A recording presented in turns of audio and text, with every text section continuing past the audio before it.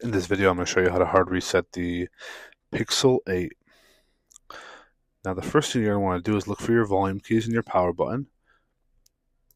You're going to want to press volume down and power at the same time.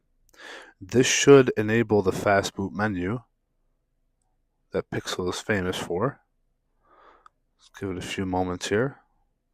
Now, once you're in the fast boot menu, you're going to use your volume keys to change the mode. So I'm using volume down here to get into recovery mode, and I'm going to use the power button to select that.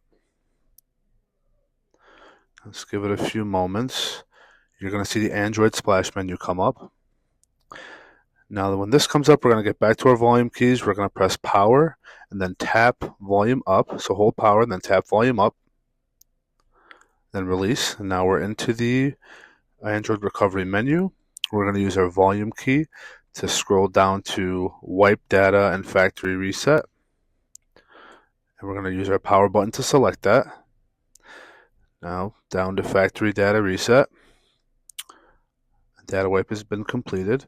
And now we want to reboot the phone, and your phone has been successfully reset. Thanks for watching, guys. I really appreciate that.